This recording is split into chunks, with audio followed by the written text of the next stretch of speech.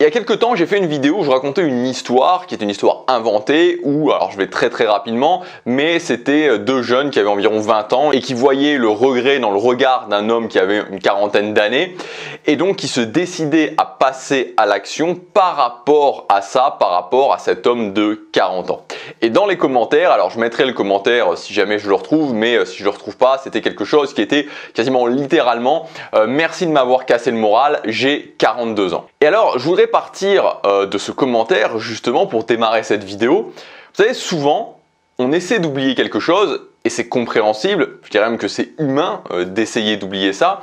C'est le fait que, à un moment donné, c'est trop tard. À un moment donné, c'est fini. À un moment donné, notre vie s'arrête. C'est comme ça et c'est comme ça pour tout le monde. Et cette idée d'essayer d'oublier ça, ça mène aussi quelque part au fait qu'on oublie que le temps passe, on oublie que chaque année ne se récupère plus. Et on en arrive à certains moments à se dire ok, j'ai cet âge-là et j'ai pas réussi à faire ce que je voulais, ou en tout cas, je n'en suis pas à là où j'aurais voulu être à cet âge-là. Ça peut arriver à n'importe quel âge. Souvent, on se dit 40 ans, 50 ans, 60 ans, mais on peut déjà regretter bien avant. On peut déjà bien avant se dire « j'aurais voulu que ce soit différent ». Moi, par exemple, quand j'avais 20 ans, j'étais puceau et croyez-moi, je me disais « j'aurais voulu que ce soit différent ». Donc, il n'y a pas un âge minimum pour regretter, il n'y a pas un âge minimum pour se dire « j'aurais voulu en être là, je n'en suis pas là ». Ça peut nous arriver à tous. Mais le problème, en fait, c'est de se dire « j'ai 30 ans, j'ai 40 ans, j'ai 50 ans, ou n'importe quel âge, j'aurais voulu en être là, je n'en suis pas là, j'ai cette douleur à l'intérieur de moi, mais je continue comme avant. Et donc si à un moment donné j'ai 30 ans que je regrette, il n'y a aucune raison que si je continue comme avant, ça change. Et donc je vais avoir 40 ans, je vais regretter, je vais avoir 50 ans, je vais regretter, je vais avoir 60 ans, je vais regretter. Et là où je voudrais en venir, c'est que premièrement, il y a déjà une excellente nouvelle. Donc dans cette personne qui me dit j'ai 42 ans, merci de m'avoir cassé le moral, en fait, il y a une excellente nouvelle. Cette excellente nouvelle, c'est que cette personne, déjà, elle ressent un appel. Parce que si elle se dit « j'ai 42 ans et j'ai pas ce que je veux », ça veut dire que elle voudrait avoir quelque chose. Et donc, il y a un appel, il y a quelque chose que cette personne voudrait. Cette personne a dans sa tête une image d'elle-même en se disant « j'ai cet âge-là ». Et j'ai ça. Et ça, c'est très intéressant parce que ça, en fait, c'est un moteur de l'action. À partir du moment où on se dit, ok, j'aurais voulu avoir ça à cet âge-là, je me voyais avec une sorte de moi idéalisé qui aurait été de cette façon-là ou de cette façon-là, c'est un moteur de l'action. Et en ça, c'est une excellente nouvelle. Donc, si toi aussi, peu importe que tu aies 18 ans, 25 ans, 30 ans, 35 ans, 40 ans, 50 ans, 60 ans, 70 ans, tu ressens ça, c'est un moteur de l'action et c'est une excellente nouvelle. Ensuite, la deuxième chose que je voudrais te dire, c'est que au bout de quelques mois, tu peux avoir des résultats impressionnants. Tu peux déjà avoir des résultats qui t'étonnent toi-même et qui vont étonner les autres.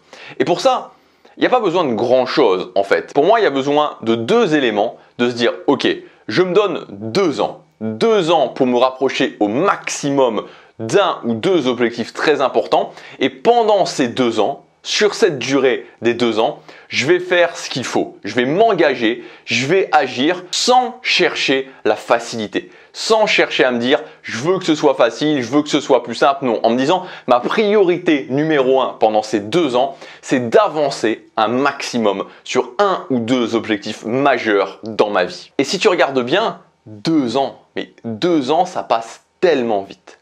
Ça passe tellement vite, 2 ans. 2 ans, c'est un claquement de doigts. Dans quelques semaines, on sera à la fin de l'année et la fin de l'année, il y a 2 ans, c'était le début du Covid en fait. C'est-à-dire qu'au début janvier, on commençait à parler du Covid et après tout allait s'enchaîner rapidement. Et ça semble quand même quelque chose qui est super proche. Il y a 2 ans, je m'en souviens à ce moment-là, je veux dire, j'étais au Japon quoi. C'est ultra rapide 2 ans. Et j'ai vu beaucoup de personnes qui ont relancé, qui ont redémarré en se disant ça, en se disant ok, je suis pas certain que je peux y arriver, mais je me donne une période qui peut être 2 ans, je trouve que c'est bien, et j'y vais à fond pendant ces 2 ans, et ensuite on verra. Alors, je voudrais être très clair sur une chose, c'est à toi de voir, c'est à toi de voir. C'est-à-dire que si tu le fais, c'est ok, si tu le fais pas, c'est ok aussi. Ce que je te dis, c'est pas une agression, c'est-à-dire que si à un moment donné tu te dis ok, j'ai 30 ans ou j'ai 40 ans ou peu importe, et je regrette certaines choses, mais je ne le fais pas, c'est ok, c'est vraiment ok. Je veux insister sur ce point-là parce que des fois j'ai l'impression que certaines personnes peuvent ressentir ce que je dis comme une agression ou plus en fait que comme une agression, comme c'est ça qu'il faut faire. Et moi je voudrais vous dire à quel point en fait, à quel point je suis anti bon chemin, mauvais chemin. C'est-à-dire que je ne crois pas du tout qu'il y ait un bon chemin et qu'il y ait un mauvais chemin. Je ne crois pas du tout que voilà, c'est le bon chemin, il faut suivre le bon chemin.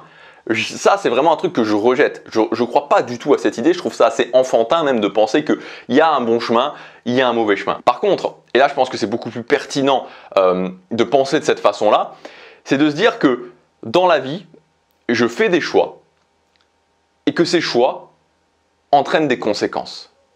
Et ça, c'est certain. Et c'est valable pour tout le monde. Et donc, de se dire, le choix que je fais va y avoir des conséquences. Est-ce que c'est ces conséquences-là que je veux vivre? Quelles conséquences je préfère? Je vous reprends l'exemple de la personne qui a laissé ce commentaire. Donc j'ai 42 ans, merci de me casser le moral. C'était sur une vidéo sur le fait de trouver une copine et de ne plus être célibataire, d'avoir une relation de couple qui nous convient vraiment. Et en fait, peu importe, au final, quelqu'un qui a 40 ans et qui se dit je suis célibataire, et donc son choix, ça va être ok, est-ce que je prends des actions pour avoir une copine?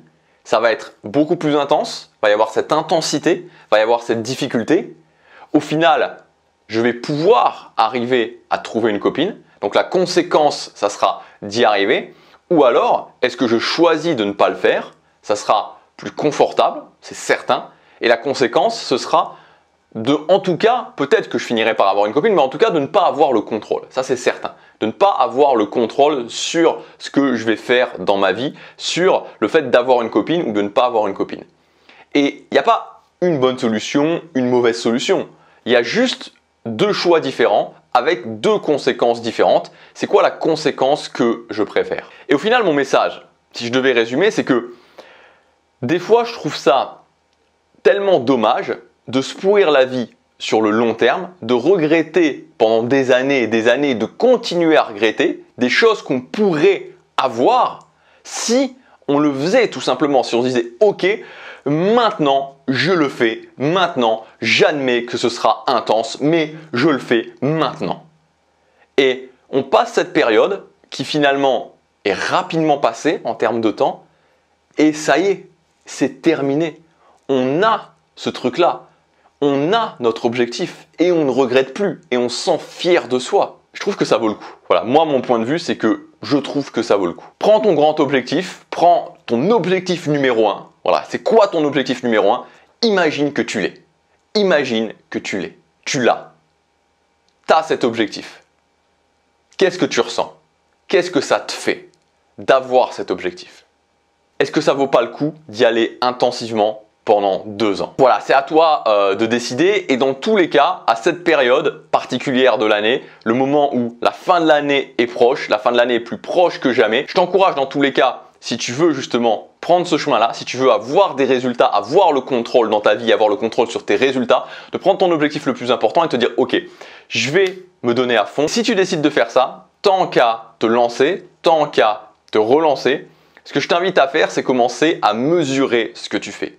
Mesurer ce que tu fais. On en a parlé dans les vidéos, la vidéo d'hier et la vidéo d'avant-hier. La mesure, c'est l'antidote à la stagnation. Parce que quand je stagne ou quand j'ai l'impression de stagner, quand je ne sais pas finalement si je stagne ou si j'ai l'impression de stagner, en fait, le message qu'il y a derrière ça, c'est tout simplement le fait que j'avance à l'aveugle. Mesurer ce que tu fais, ça va éclairer ton chemin et ça va t'éviter d'avancer à l'aveugle. Donc ce que j'ai fait par rapport à ça, c'est que je t'ai préparé une formation, elle a son prix de lancement jusque demain, ça s'appelle les instruments de mesure du succès. Donc c'est 12 instruments de mesure. Donc ça se présente sous la forme d'un fichier Excel. Ce fichier Excel te permet de rentrer tes données dans ces 12 instruments et ça te donne des tableaux qui te permettent d'avoir un feedback sur ce que tu fais, sur ce que tu fais par rapport à ce que tu devrais faire, aux objectifs que tu t'es fixés. C'est vraiment un outil qui change ta façon d'atteindre tes objectifs et qui te donne des informations extrêmement importantes sur le fait de dire ok, si j'y arrive pas, est-ce que je stagne? Est-ce que j'ai l'impression de stagner? Si je stagne réellement, d'où vient le problème? Et ça te permet de solutionner ces problèmes. Donc si ça t'intéresse, ça s'appelle les instruments de mesure du succès. C'est en promotion jusque demain soir. J'invite tout simplement à cliquer sur le premier lien dans la description. Il y a tout le programme de la formation. C'est expliqué beaucoup plus en détail. Je te dis à tout de suite dans la formation. À demain pour la prochaine vidéo. Passe à l'action. Chaque jour compte.